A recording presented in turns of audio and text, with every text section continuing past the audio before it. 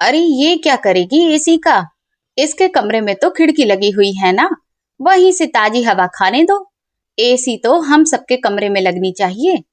देवरानी ने खुश होते हुए कहा तो सास और ननद भी चहकने लगी। मैं उदास हो गई क्योंकि पूरे घर का खर्चा मेरा पति अकेले दुबई में नौकरी करके चला रहा था, लेकिन मेरे ही पति के पैसों से वो लोग अपने कमरे में एसी लगवा रहे थे और मेरे कमरे में पुराना सा पंखा लटका था। यही सोचते हुए मैं भरी दोपहर में सबके कपड़े धो रही थी कि तभी अचानक मुझे अपने पीछे कोई महसूस हुआ। पलट कर देखा तो वहां मेरा नाम रुचि है और मेरी शादी रमन नाम के आदमी से हुई थी। मेरी शादी अरेंज थी, लेकिन जब हम लोग एक दूसरे से मिले तो हमारे बीच में प्यार कब पनप गया कुछ पता नहीं चला। जब मेरी शादी हुई तो घर में 2 कुंवारी नंदें और 2 कुंवारे देवर थे। मैं घर की सबसे बड़ी बहू थी। मेरे ऊपर मेरी सास ने काफी कायदे कानून लागू कर रखे थे। घर का माहौल ऐसा था कि जैसे मैं हर वक्त किसी न किसी निगरानी में रह रही हूँ। मेरे कमरे के बाहर भी ऐसा लगता रहता था जैसे कि कोई वहां पर नजर बनाए हुए है। सास अक्सर मुझसे कहती कि घर में अभी कुंवारे बच्चे हैं, इसीलिए तुम्हें बहुत ही सावधानी के साथ रहना होगा। और कान खोलकर सुन लो, तुम ऐसी वैसी कोई भी हरकत नहीं करोगी जिससे उनके ऊपर कोई भी गलत असर पड़े या उनके दिमाग में कोई भी ऐसी वैसी बात आए। ऐसी बातें सुनकर मैं चुप हो जाती थी। हालांकि मेरे दिल में बहुत कुछ होता था, लेकिन फिर भी मैं उनसे कुछ भी नहीं कहती थी। मैं अपने पति के साथ अपने कमरे में ही बैठी होती तो भी मुझे अपने दिल पर हर वक्त एक अजीब सा भारीपन महसूस होता था। हम दोनों इसीलिए बहुत ही धीमी धीमी आवाज में बात करते थे, धीमे से हंसते थे और ये सब करते हुए अक्सर ऐसा लगता था कि जैसे हम अपने घर में नहीं रह रहे बल्कि जैसे किसी जेल में रह रहे हों। सच कहूं तो ऐसी जिंदगी बहुत बोझ लगती थी। एक बार रमन खिड़की की तरफ देखने लगे और फिर मेरी तरफ पलट कर बोले, ये जिंदगी कैसी है हमारी, हम लोग अपने ही घर में आजादी महसूस नहीं करते। मैंने उनकी तरफ देखा और धीरे से कहा, कोई बात नहीं रमन, जिंदगी सिर्फ हर वक्त आजादी या सिर्फ खुशियों का नाम तो नहीं होती, इसमें कई तरह की जिम्मेदारियां भी होती हैं। ये सुनकर वो कुछ देर चुप हो गए, फिर बोले, लेकिन रुचि, शादी के शुरू शुरू के दिनों में तो किसी भी इंसान को साथ में वक्त गुजारने के लिए चाहिए होता है ना, लेकिन हम लोग वो वक्त गुजार ही नहीं पा रहे हैं।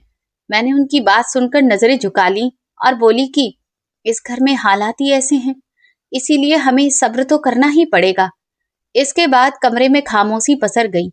अक्सर बाहर से कभी नंदों के कदमों की आवाजें आती तो कभी मेरी सास की आवाज सुनाई देती थी, जिसे सुनकर हम दोनों एकदम से चुप हो जाते थे। ऐसा लगता था कि जैसे हमने शादी करके कोई गलती कर दी हो। मेरे ससुर जी नहीं थे, रमन ही सबसे बड़े थे और इसी वजह से घर की सारी जिम्मेदारियां उनके कंधों पर ही थी। मैंने कभी भी उन्हें मजबूर नहीं किया कि वो सिर्फ मेरे लिए ही रहें। मैं ये नहीं चाहती थी कि वो अपनी जिम्मेदारियों को छोड़ दें, लेकिन हालात ऐसे हो गए थे कि वो अपनी जिम्मेदारियों को भी पूरी तरह से निभा नहीं पा रहे थे। एक दिन मेरे ससुराल वालों के किसी दूर के रिश्तेदार के बेटे की चर्चा चली कि वो जब से विदेश में कमाने गया है तब से तो उनके घर की काया ही पलट गई है। पहले कहाँ उनका घर सिर्फ दाल रोटी पर ही चलता था, लेकिन अब तो वो अमीरों की लिस्ट में गिने जाने लगे हैं। अगर हमारे घर से भी कोई विदेश में चला जाए ना तो हमारे घर की भी काया पलट हो जाएगी। इस पर चर्चा हुई कि क्यों ना दुबई चला जाया जाए, क्योंकि सुना है दुबई में छोटे मोटे काम की भी तनख्वाह बहुत अच्छी है और अगर कोई पढ़ा लिखा व्यक्ति अच्छी पोस्ट पर काम करने लगे तब तो जिंदगी बहुत ही शानदार हो जाएगी। फिर मेरी सास कहने लगी कि हमारे घर में तो सबसे ज्यादा पढ़ा लिखा रमन ही है और वो होशियार भी है। अगर रमन दुबई चला जाता है तो फिर तो बहुत अच्छा हो जाएगा। लेकिन ये सब बातों में जितना आसान लग रहा था, असल में उतना आसान नहीं था, क्योंकि इसके लिए भी पैसों की जरूरत होती थी और हमारे पास तो अभी इतनी जमा पूंजी भी नहीं थी। मैं चुपचाप ये सब सुन रही थी। मेरे माँ बाप तो अब इस दुनिया में नहीं थे, मैं उनकी इकलौती औलाद थी और क्योंकि मैं एक मिडिल क्लास फैमिली से थी, इसीलिए बहुत ज्यादा दहेज भी लेकर नहीं आई थी। मेरी सास अक्सर इस बात पर मुझे ताने देती रहती थी। मैं सब कुछ सुनती थी, लेकिन कभी भी जवाब नहीं देती थी, लेकिन ये जरूर था कि मेरे माँ बाप मेरे लिए एक छोटा सा घर छोड़ गए थे, जिसमें हमने अपनी पूरी जिंदगी बिताई थी, जिसकी कीमत आज के समय में लगभग 25 लाख रुपए थी। जब ये बात मेरी सास को पता चली तो उनके बात करने का अंदाज ही एकदम से बदल गया। वो मेरे पास आई और कहने लगी, रुचि, ऐसा करो, तुम अपना वो घर बेच दो और रमन को दुबई भेज दो। देखो, ये तुम्हारे पति के भविष्य की बात है। वहां जाकर वो मेहनत करेगा और इतना पैसा तो वो 1 साल में आराम से कमा लेगा। मैंने उनकी तरफ देखा और धीमे से कहा, मेरा सब कुछ तो रमन का ही है। इस पर सास तुरंत ही खुश होते हुए बोली, तो फिर क्या है, देर क्यों कर रही हो, अब तुम फैसला अभी करो। उनकी ये बात पूरी रात मेरे दिमाग में चलती रही। रमन भी मेरे पास बैठे थे, वो भी चुप थे, लेकिन उनकी आंखों में भी मैं एक उम्मीद सी देख रही थी, क्योंकि वो भी इस गरीबी की जिंदगी से निकलना चाहते थे और अपने भविष्य को बेहतर बनाना चाहते थे। मुझे भी अपने पति की खुशी बहुत प्यारी थी। मैंने उनकी तरफ देखकर कहा कि अगर मैं ये घर बेच दूं तो क्या तुम जा सकोगे?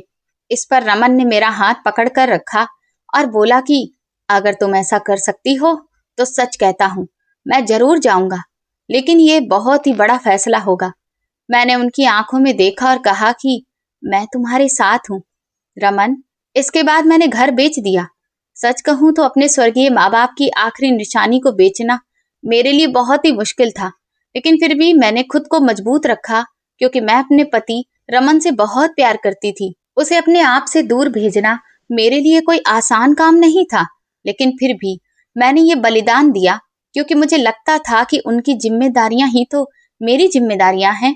इसके बाद जैसे ही पैसे हाथ में आए, रमन तुरंत ही दुबई चले गए, क्योंकि वहां उन्होंने नौकरी को लेकर अपने कुछ जान पहचान वालों से पहले से ही बात कर रखी थी और उनको नौकरी मिलना आसान भी था, क्योंकि उनकी पढ़ाई काफी अच्छी थी। इधर मेरे पति विदेश में काम कर रहे थे। वो दिन रात मेहनत करते। सच कहूं तो विदेश की जिंदगी कभी भी किसी के लिए आसान नहीं होती है, क्योंकि वहां पर वैसे तो सब कुछ होता है, लेकिन फिर भी इंसान अकेला ही होता है। अगर वो कभी बीमार पड़ जाए तो सिर पर हाथ फेरने वाला तक कोई नहीं होता। वहां अपने सारे काम खुद ही करने पड़ते हैं। खुद ही कपड़े धो, खुद ही बर्तन साफ करो, और रमन भी यही सब कर रहे थे। उस वक्त तक हमारे घर में सिर्फ एक ही फोन था जिससे रमन बात करते थे। वो ज्यादातर मेरी सास से ही बात करते थे और मेरे लिए बस कोई मैसेज छोड़ दिया करते थे। हमारे पास अभी इतने पैसे नहीं आए थे कि हम अलग से मोबाइल ले सकें। मैं उनकी आवाज सुनने तक को तरस जाती थी। रमन जब भी मेरे हाल चाल पूछते तो मेरी सास ही जवाब देती थी कि बस मैं ठीक हूँ और घर में सब कुछ सही चल रहा है।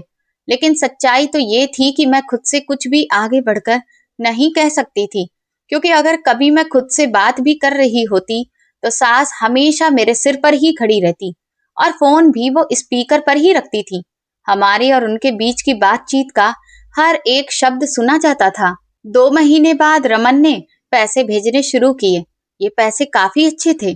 जब रमन दुबई नहीं गए थे तब मेरी सास ने मुझसे पहले कहा था कि वहां से जो भी पैसे आएंगे उन पर सबसे पहला अधिकार तुम्हारा होगा, क्योंकि तुमने अपना घर बेचा है। और वो घर मेरे लिए बहुत बड़ा बलिदान था। जहां मेरा बचपन गुजरा था, जहां मैं पली बड़ी थी, वो मेरे लिए सिर्फ मकान नहीं था, वो मेरी यादें थी, वो मेरी पहचान था। लेकिन जैसे ही रमन वहां जाकर सेटल हुए और उनकी अच्छी खासी सैलरी आना शुरू हुई, वैसे ही पूरी सच्चाई बदल गई। मुझे 1 रुपया भी नहीं मिला। उनका पैसा जैसे ही आना शुरू हुआ, तुरंत घर में एक से बढ़कर एक खर्चे होने शुरू हो गए। साथ ही मेरे बड़े देवर के लिए तुरंत लड़की देखी गई और रिश्ता तय करके शादी की तैयारी शुरू कर दी गई। वो शादी ऐसी थी जिसकी चर्चा पूरे मोहल्ले में हो रही थी। सब लोग कह रहे थे कि भाई, दुबई की कमाई है। फिर उसी शादी के बीच किसी ने मेरी ननद को भी पसंद कर लिया और देखते ही देखते उसकी शादी भी तय हो गई। 6 महीने भी नहीं बीते थे कि ननद की शादी की तैयारी भी शुरू हो चुकी थी। घर में इधर पैसा आता था, लेकिन उधर तुरंत ही सारा पैसा दहेज के सामान में खर्च कर दिया जाता था, और अगर कभी कुछ बच भी जाता तो उससे घर के बाकी खर्चे पूरे किए जाते। फिर धीरे धीरे घर की सारी चीजें भी खराब होने लगी। ऐसा लग रहा था जैसे कोई सिलसिला शुरू हो गया हो। कभी मेरी सास कहती कि देखो फ्रिज खराब हो गया है, अब नया फ्रिज लेना पड़ेगा। फिर अगले महीने बोली कि वॉशिंग मशीन भी खराब हो गई है, और उसके बाद कहने लगी कि ये टीवी तो बिल्कुल भी अब अच्छा नहीं लगता। आजकल तो स्मार्ट टीवी का जमाना है, अब हमारे घर में भी स्मार्ट टीवी लगनी चाहिए। मैं सब कुछ चुपचाप देखती और सुनती रहती और हर वक्त काम में लगी रहती, लेकिन मेरे हाथ में कुछ भी नहीं आता था। मेरे लिए उस घर में कभी 1 रुपया भी नहीं बचता था। यहाँ तक कि मैं अपनी छोटी छोटी जरूरतों के लिए भी तरसती रहती थी। जब भी रमन मुझसे बात करते तो मैं सास की वजह से खुलकर कुछ नहीं कह पाती। हर बार मुझे उनसे सिर्फ यही कहना पड़ता कि हाँ, सब ठीक है, यहाँ सब अच्छा है। लेकिन रात को जब मैं अकेले कमरे में होती तो मुझे रमन की बहुत सी बातें याद आती। हम लोगों ने मुश्किल से साथ में सिर्फ 7 महीने ही बिताए थे। उन 7 महीनों में भी वो मेरे साथ, मेरे प्यार और मेरे ख्यालों के लिए तरसते रहे, क्योंकि ससुराल वाले मुझे कभी इतनी फुर्सत ही नहीं देते थे। कभी वो मुझे घर के कामों में लगाए रहते, तो कभी ऐसा लगता कि हमारे कमरे के बाहर कोई न कोई हर समय घूम रहा है। इसी वजह से उन महीनों में हमारा रिश्ता सिर्फ एहसास तक ही सीमित रह गया था। लेकिन अब इस दूरी ने उस एहसास को भी कमजोर कर दिया था।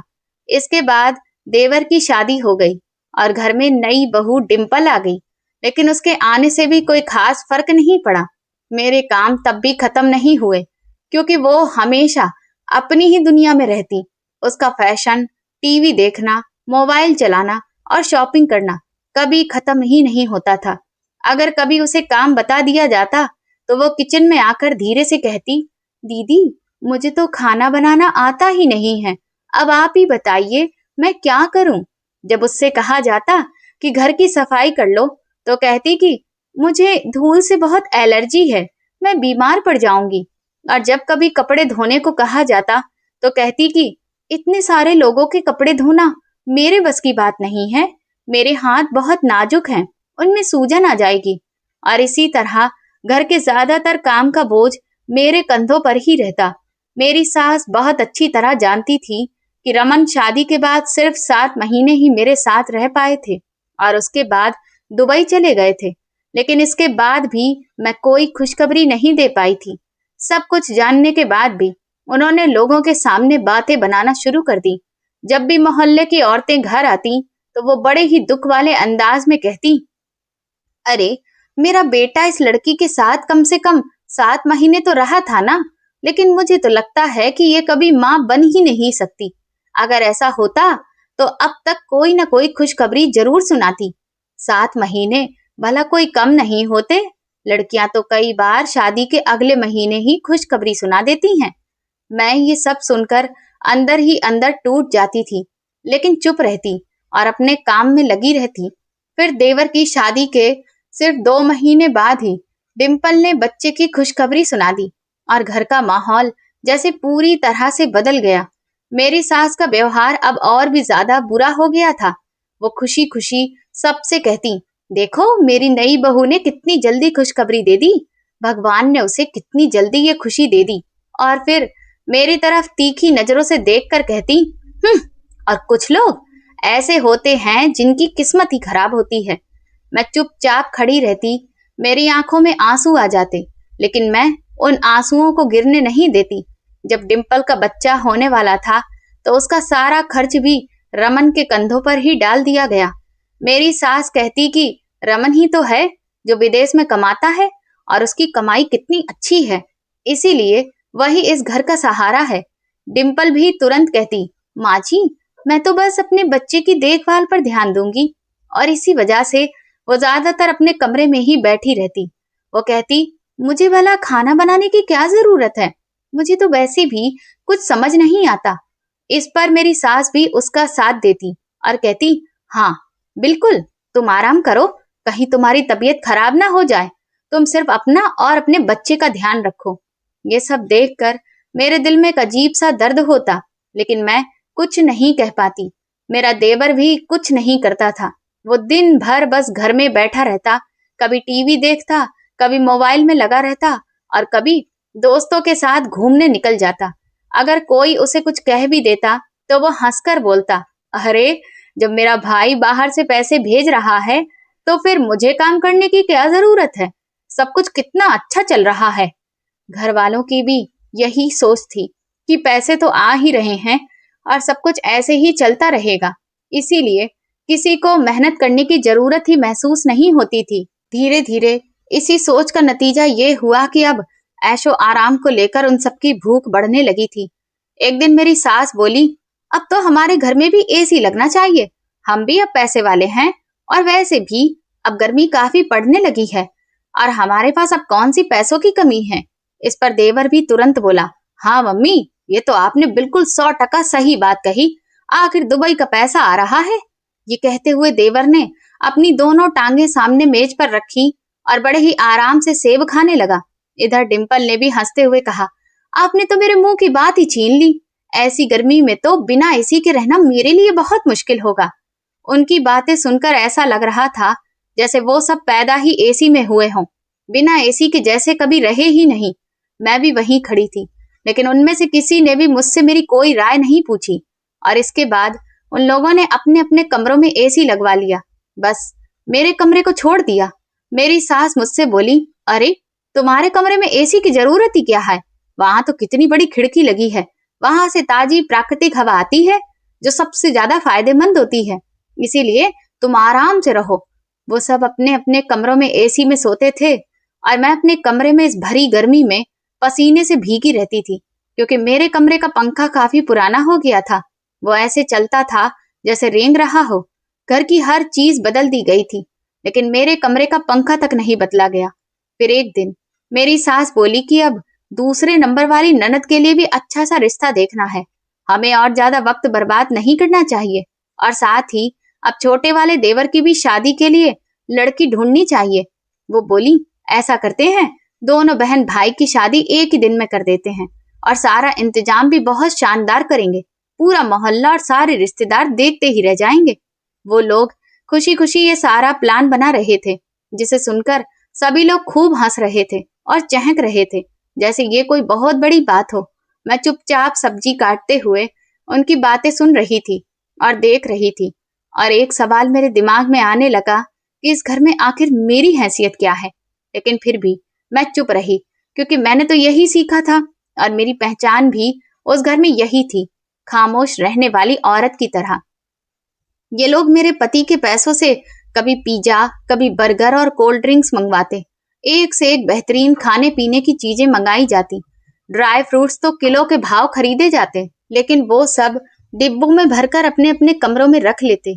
मुझे तो जैसे सब पूछना ही भूल जाते थे। अगर कभी मेरे सामने बैठकर ये सब खाते भी तो खुद से ही कहने लगते कि तुम कहाँ ये सब खाती पीती होगी, तुम्हें तो साधारण खाना ही अच्छा लगता है ना।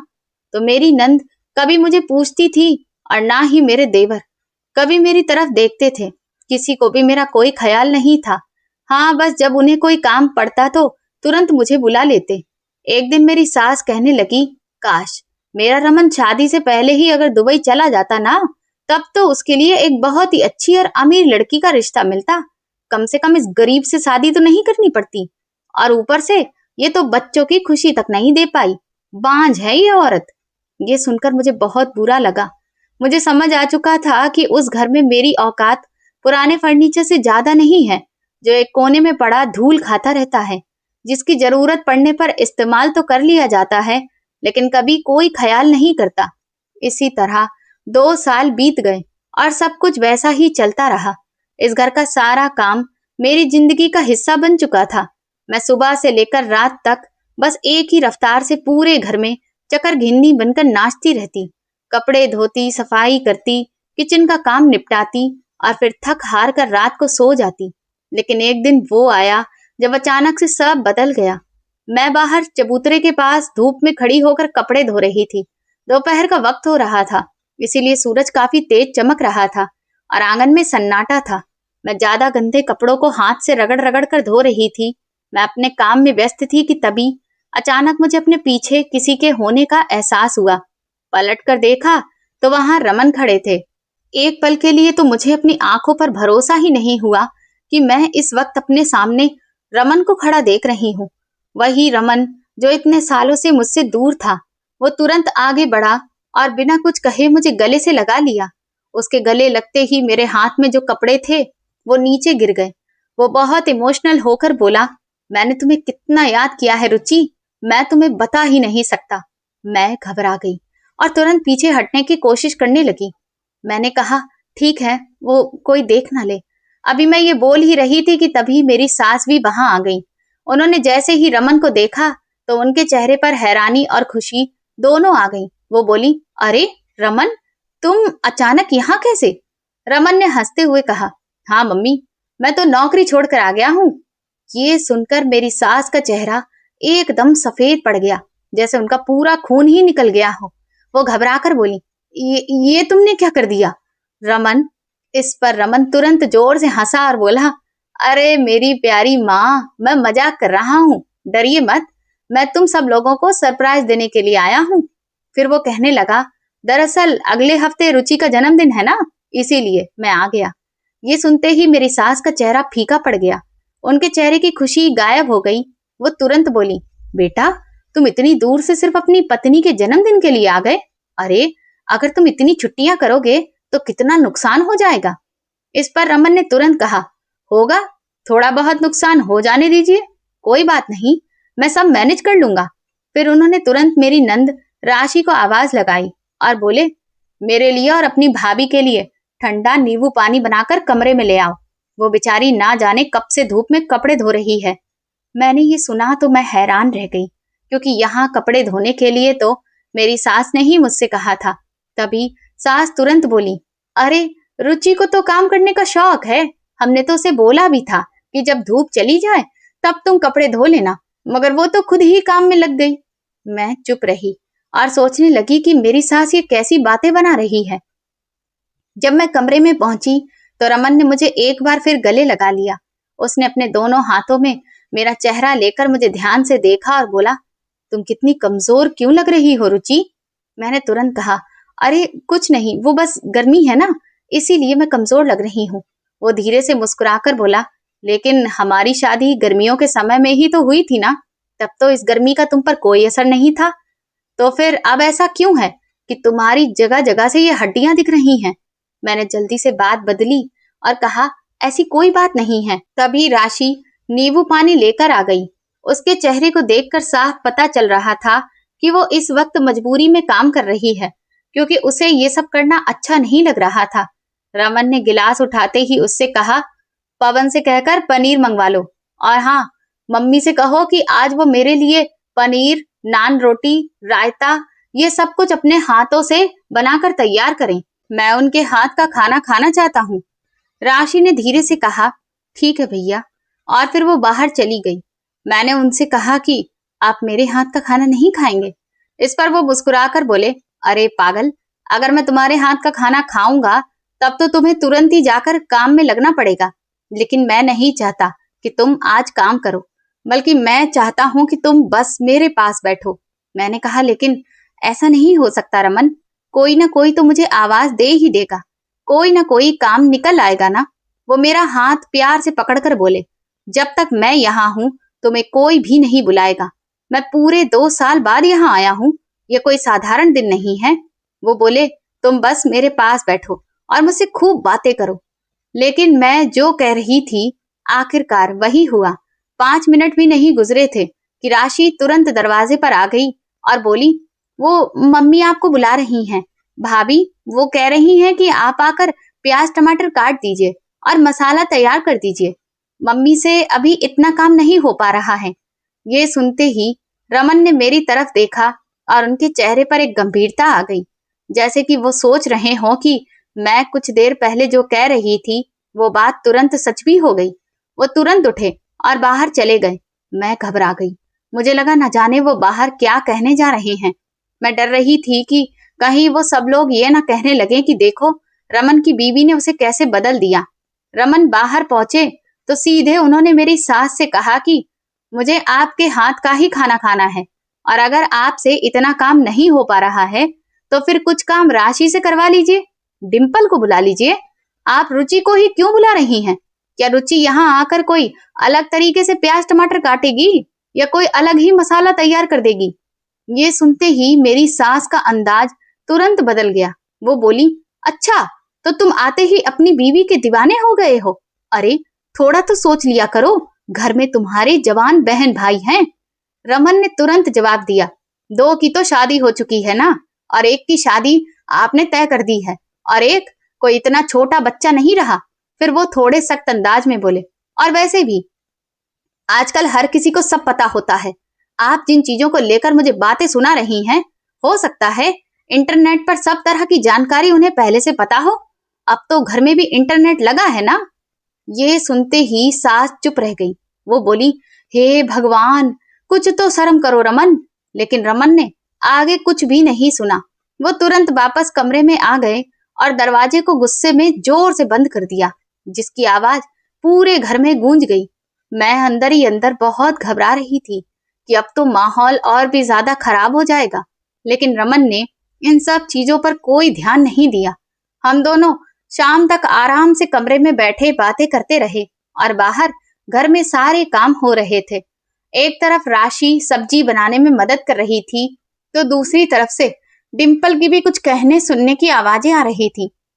थोड़ी देर बाद सब्जी की खुशबू भी आने लगी और रायता भी तैयार हो रहा था। तभी बाहर से आवाज आई, खाना लग गया है। हम दोनों बाहर गए।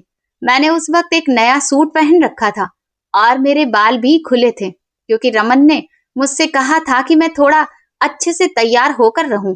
सब लोग अब हमें ही देख रहे थे, जैसे आज उन्होंने कोई नया नजारा देख लिया हो।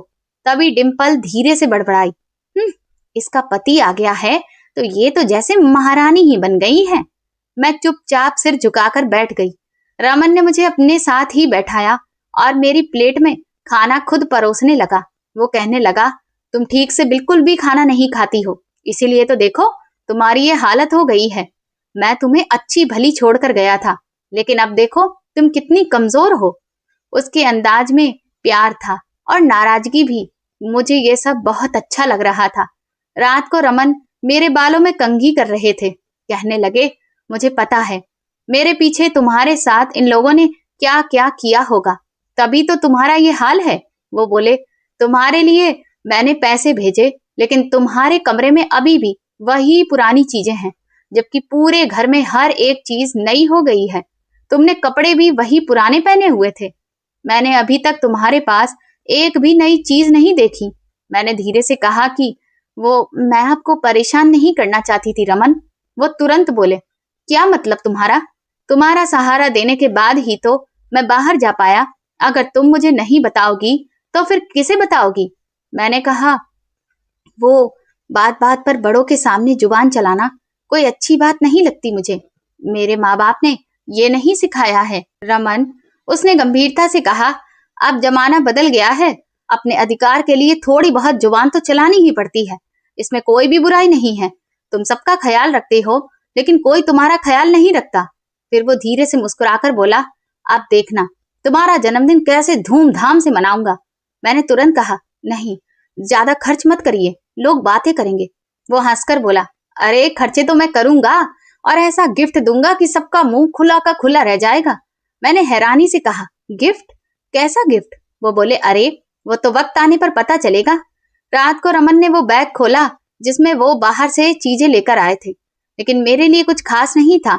सुबह मेरी सास ने देखा और बोली, रुचि के लिए कुछ नहीं लाए या फिर कमरे में ही सब कुछ दे दिया? रमन ने कहा कि मैं खुद आ गया हूँ, इसको भला और क्या चाहिए। ये सुनकर सबके चेहरे के भाव बदल गए। कुछ देर बाद मैं चाय बनाने किचन में गई तो डिम्पल के कमरे से तेज आवाजें आ रही थी। वो मेरे देवर से झगड़ रही थी। बोली कि देखो उसका पति कैसे उसके पीछे दीवाना हुआ जा रहा है। तुमने मेरे लिए कभी ऐसा कुछ नहीं किया। मैं वहीं खड़ी सुन रही थी और दिल में सिर्फ एक ही बात आ रही थी कि ये सब कितना अजीब है। फिर 3-4 दिन इसी तरह निकल गए। कभी उलझन महसूस होती तो कभी सुकून। मेरा बर्थडे आ गया तो घर में सुबह से ही सन्नाटा था। कोई खास तैयारी नहीं थी, ना कोई और बात थी। मैं रोज की तरह किचन में जाकर नाश्ता बनाने लगी। रमन ने सुबह तैयार होते हुए कहा कि वो अपने एक दोस्त से मिलने के लिए जा रहे हैं। मैंने उनकी तरफ देखा तो मन में एक पल को ख्याल आया कि शायद वो मेरा जन्मदिन भूल गए। घर के बाकी लोग भी यही बातें कर रहे थे कि अच्छा ही हुआ भूल गया, वरना बहुत खर्च करता। मैंने सिर झुका लिया। कुछ ना कहा। मेरे दिल में अजीब सा भारीपन था, लेकिन मैंने खुद को समझाया कि शायद यही ठीक है। कम खर्च होगा तो वही सही है। लेकिन अंदर कहीं दिल में उदासी थी। आज का दिन भी आम दिनों की तरह ही गुजर रहा था। शाम हुई तो रमन वापस आए। उन्होंने सबको इकट्ठा किया और बोले कि हम एक दोस्त के घर जा रहे हैं, उसके यहाँ पार्टी है, सब तैयार हो जाओ। हम लोग हैरान हुए, लेकिन फिर तैयार हो गए। जब हम गाड़ी से उतरे तो सामने एक बड़ा सा होटल था जो रोशनी से जगमगा रहा था। दरवाजा खुला और अंदर पहुंचते ही एक अलग ही नजारा था।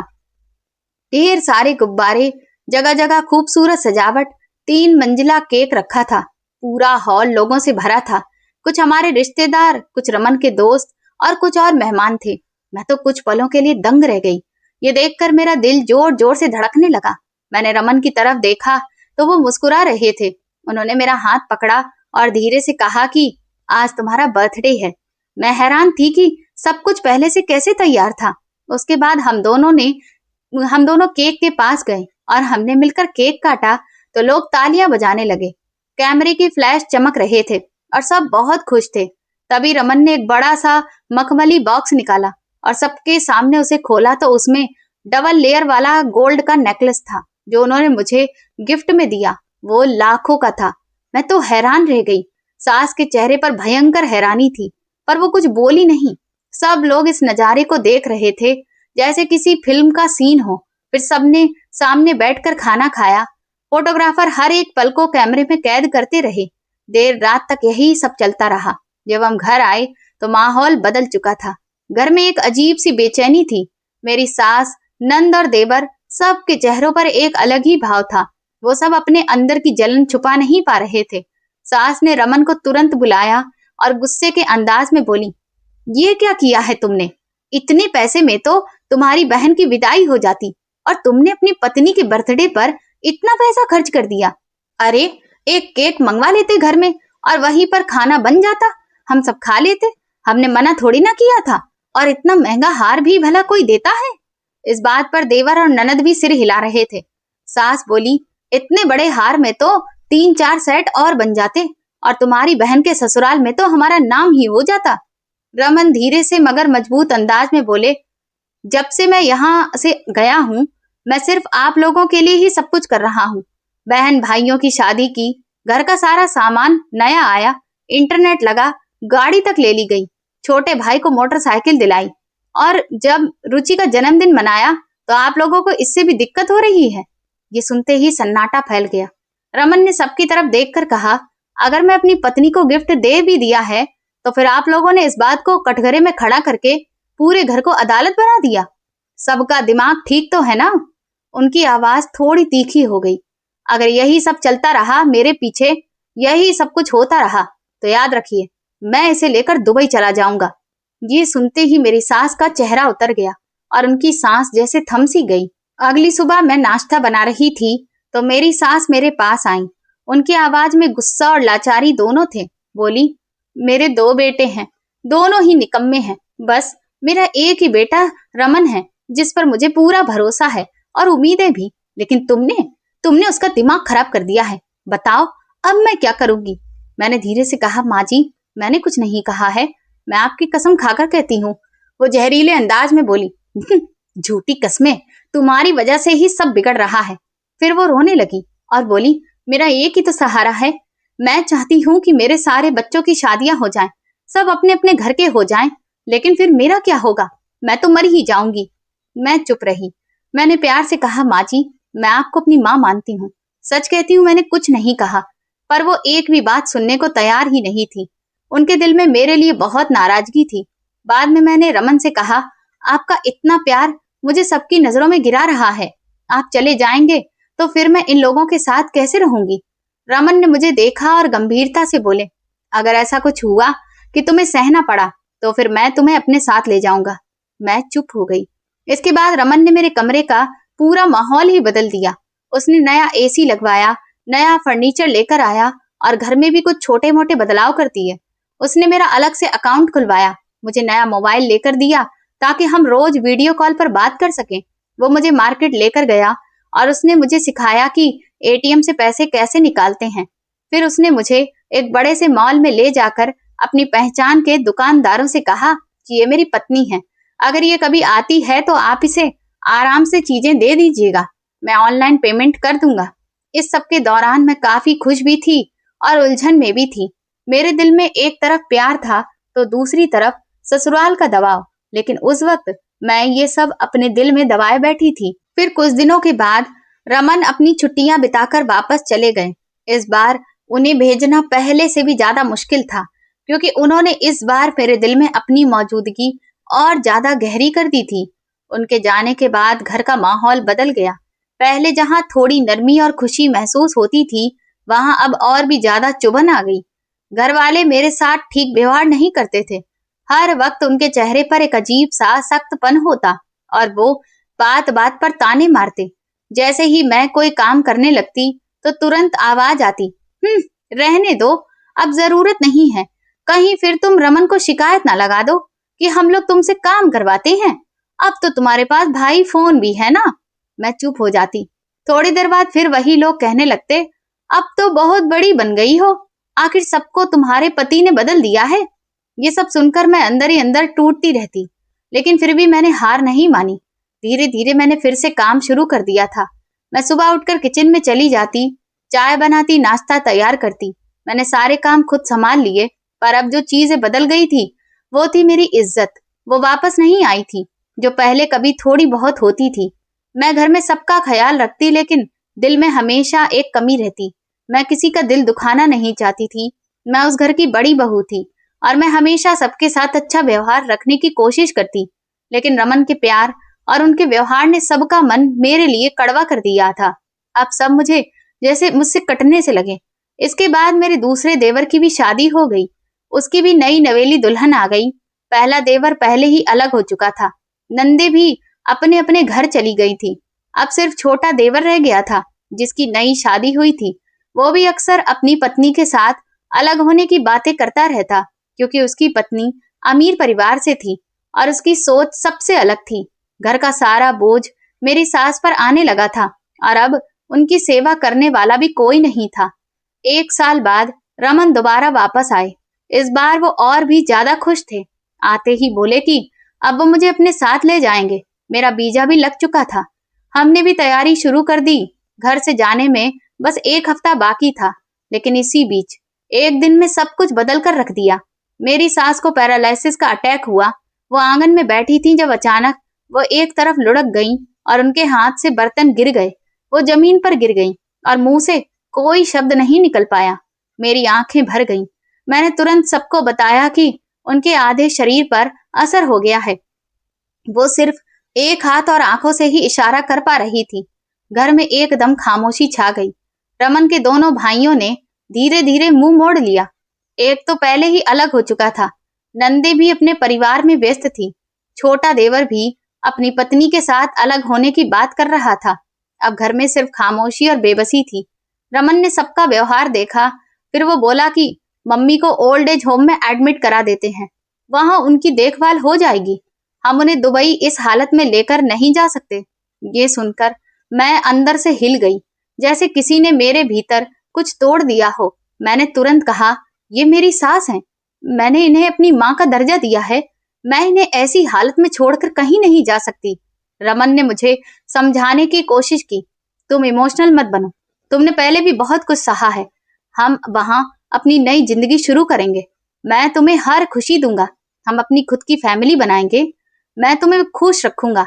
मैंने उसकी तरफ देखा और कहा कि मैं अपनी खुशी के बदले अपनी माँ को छोड़कर नहीं जा सकती। वो बार बार समझाता रहा, लेकिन मैं अपनी बात से बिल्कुल नहीं हिली। आखिरकार रमन ने कड़क अंदाज में कहा, ठीक है, अगर तुम नहीं आना चाहती हो तो मत आओ, लेकिन मैं जा रहा हूँ। इस बार वो पहले जैसा नहीं रहा। ना तो फोन आता था, ना कोई बात होती थी। मैं दिन रात अपनी सास की सेवा में लगी रहती। उनकी जिंदगी बिल्कुल मेरे सहारे पर थी। मैं उन्हें खाना खिलाती, साफ सफाई करती, दवाइयां देती, उनके पास बैठकर उनकी आंखों में देखती रहती। वो कुछ बोल नहीं पा रही थी, लेकिन उनकी आंखों से आंसू बहते रहते। मुझे लगता जैसे वो हर पल मुझे मन ही मन धन्यवाद दे रही हूँ। घर में कोई नहीं आता था।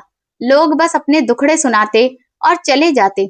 मैं बिल्कुल अकेली रह गई थी, लेकिन मैंने खुद को मजबूत रखा और अब मेरी सास की सेवा ही मेरे लिए जिंदगी बन चुकी थी।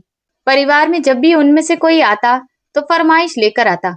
कभी कहते कि फ्रिज खराब हो गया है, भैया से कह दो कि हमें नया लेकर दे दें, और कभी किसी चीज की डिमांड करते।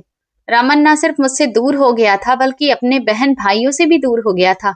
वो उनके लिए कुछ नहीं भेजता था, सिर्फ पैसे भेजता था जो घर खर्च के लिए ही होते थे, क्योंकि अगर वो पैसे नहीं भेजता तो हमें कोई कुछ देने वाला भी नहीं था। यहाँ तो बल्कि उल्टा सब मांगने वाले थे। अब तो मेरी सास को भी समझ आने लगा था कि उनकी औलादें कैसी निकल गईं। रमन बिल्कुल मुझसे दूर हो गया था, ना वो मैसेज करता था ना वीडियो कॉल। पहले जैसी कोई बात नहीं रही थी। मैं जब खुद फोन करती तो वो थोड़ी बहुत बात करता और बोलता कि मैं पैसे भेज रहा हूँ, मिल जाएंगे। मैं बार बार कहती कि मुझसे पैसों की बात नहीं करनी है, मुझे आपसे बात करनी है। और वो बहुत ही ठंडे अंदाज में जवाब देता कि जब मेरे साथ आने को तैयार नहीं थी तो अब बात करके क्या करोगी। उसकी आवाज में एक अजीब सा जहर और घमंड था, जैसे कि वो मेरी बात सुनने को तैयार ही नहीं था।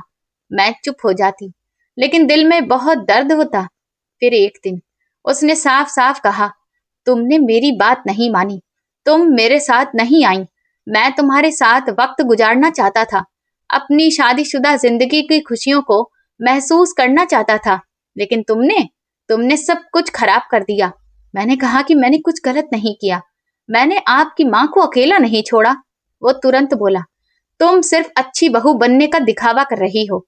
तुम्हें मेरी माँ से क्या प्यार हो सकता है? अगर तुम सच में प्यार करती तो फिर मेरे साथ आ जाती।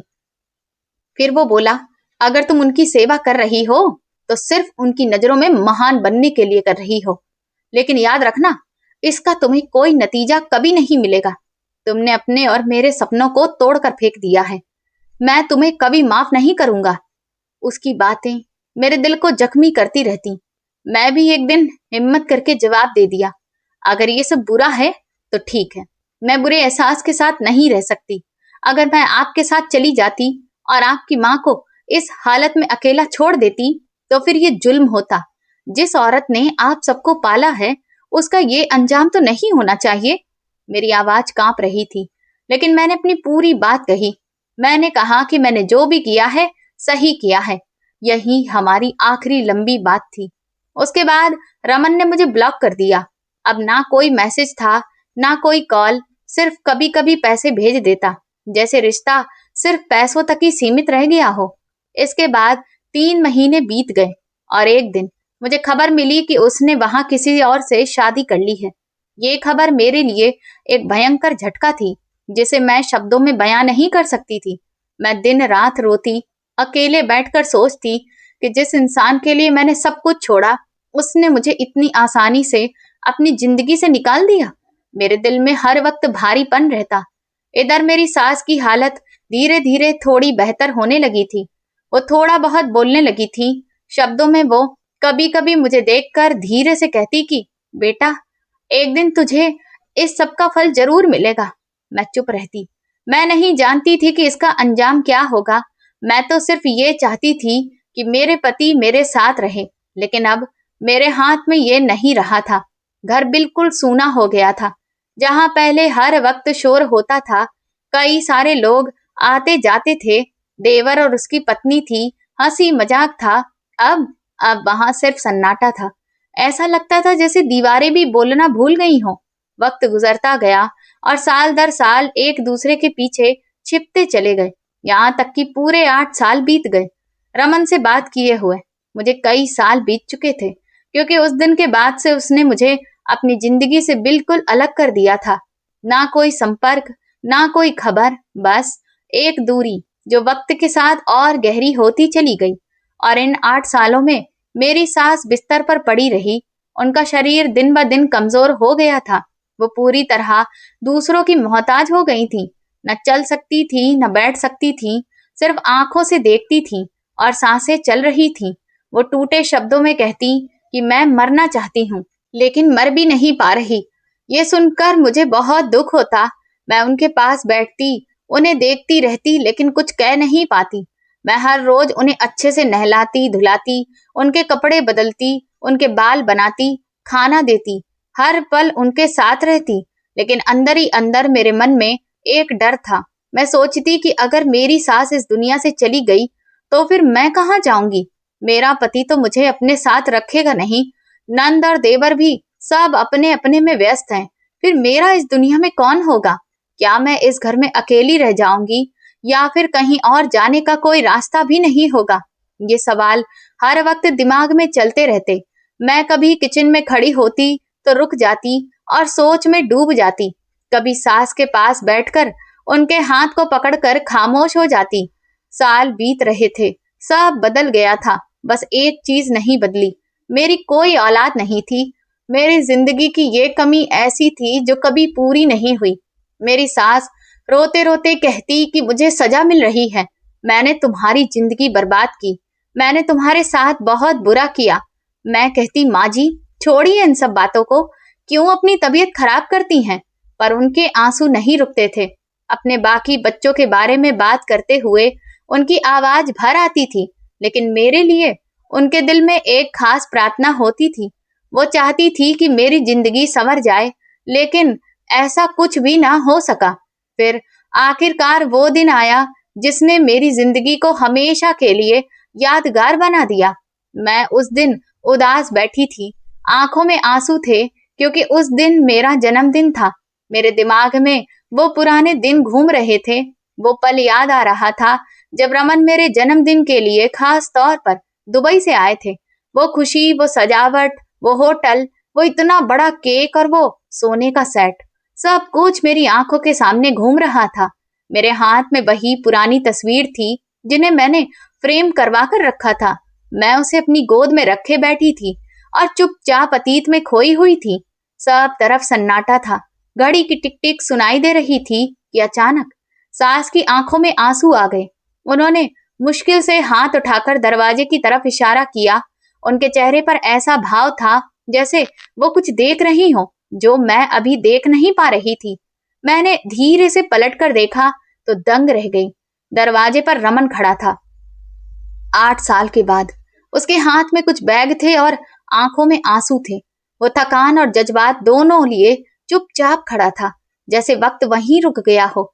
मैं कुछ पल उसे देखती रही। मुझे भरोसा ही नहीं हो रहा था कि ये सच है। मेरे कदम उसकी तरफ बढ़ गए। हम दोनों एक दूसरे के पास आए, लेकिन उस पल में सब कुछ जैसे शांत था, सिर्फ आंसू बह रहे थे। फिर उसने मुझे गले से लगा लिया। उसकी पकड़ मजबूत थी और आवाज कांप रही थी। वो बोला, मैं हमेशा के लिए वापस आ गया हूँ। मैंने सब छोड़ दिया। मैं तुम्हारे पास आ गया हूँ। मैं कुछ ना बोली, सिर्फ रोती रही। मेरे अंदर खुशी भी थी और एक अनजाना सा डर भी। 8 साल बाद वो मेरे सामने था, लेकिन वक्त ने बहुत कुछ बदल दिया था। मेरी नजर फिर सास की तरफ गई। वो अभी भी उसी हालत में थी, लेकिन उनकी आंखें खुली थीं। मैं उनके पास गई, उन्हें आवाज दी, उनका हाथ पकड़ा, लेकिन वो जा चुकी थी। उनके चेहरे पर एक अजीब सा सुकून था, जैसे वो सब कुछ देखकर निश्चिंत हो गई हों। मैं वहीं बैठ गई। मेरे अंदर जैसे सब टूट गया। रमन पीछे खड़ा था, आंसुओं के साथ। वो कुछ ना बोल सका, ना अपनी माँ से और ना खुद से। घर में सन्नाटा फैल गया जो हर आवाज से बड़ा था, और वो घर जहां कभी जिंदगी थी अब सिर्फ यादों का हिस्सा बनकर रह गया। रमन ने सब धीरे धीरे बताया। उसकी आवाज भारी थी। बोला, मैं गुस्से और अहंकार में अंधा हो गया था। मैंने गलत फैसला किया और दूसरी शादी कर ली। मैं चुपचाप देखती रही। वो फिर बोला, वो औरत बुरी नहीं थी, लेकिन वो शादी जैसे रिश्ते में रहने के लिए भी नहीं थी। उसे इस रिश्ते की गहराई से कोई मतलब नहीं था। मैं तुम्हें कभी भूल नहीं पाया, लेकिन मैंने अपनी जिद में सब खराब कर दिया। वो अपना चेहरा हाथों में छुपाकर रोने लगा, जैसे खुद से शर्मिंदा हो। फिर बोला, पैसा ना रहा, भरोसा ना रहा, मैं टूट गया। लेकिन फिर भी मैं किसी न किसी तरह तुम्हें पैसे भेजता रहा। वो मेरी तरफ देखकर धीरे से बोला। इसी बात पर वो मुझसे लड़ती थी और फिर हमारी लड़ाइयां बढ़ती गईं। एक दिन वो मुझे छोड़कर चली गई तो उसका जिक्र क्यों कर रहे हैं? छोड़िए। रमन ने मेरी तरफ देखा। नहीं, ये मेरी गलती थी। सिर्फ उसकी नहीं, तुमने मेरी माँ की सेवा की, तुमने मेरे हिस्से का भी फर्ज निभाया। और मैंने क्या किया? तुम्हें अकेला छोड़ दिया। उसकी आवाज में पछतावा था और आंखों में नमी। भगवान ने मुझे सजा दी। मैं तो अपनी माँ से आखिरी बार माफी भी नहीं मांग सका। वो मुझे माफ किए बिना ही चली गई। मैंने धीरे से उनका हाथ पकड़ा और कहा, वो सबको माफ करके गई हैं, फिक्र ना करे रमन। उन्होंने गहरी सांस ली। वो बोले, हम दोनों अपनी जिंदगी अब दोबारा शुरू करेंगे, वहीं से जहां से मैं तुम्हें छोड़कर चला गया था। हम बीते सालों को अपनी जिंदगी के बीच से निकाल देंगे। उनकी आंखों में उम्मीद थी। वो बोले, मैं चाहता हूं तुम फिर से मेरी पत्नी बनकर मेरे साथ रहो। मेरे लिए आज भी सुकून का नाम सिर्फ तुम हो। तुम ही वो औरत हो जो एक मर्द को जिंदगी में सिर्फ एक ही बार मिलती है। तुम मुझसे कभी दूर मत जाना। मेरे छोटे छोटे अरमान हैं, तुम उनका ख्याल रखना। मैंने धीरे से कहा, ठीक है। उसके बाद से जैसे वक्त बिल्कुल बदल गया। माँ जी का अंतिम संस्कार हो चुका था और हमने अपनी नई शुरुआत की तरफ कदम बढ़ा दिए थे। रमन ने सब कुछ दोबारा संभालना शुरू किया। उसने अपना काम दोबारा शुरू किया।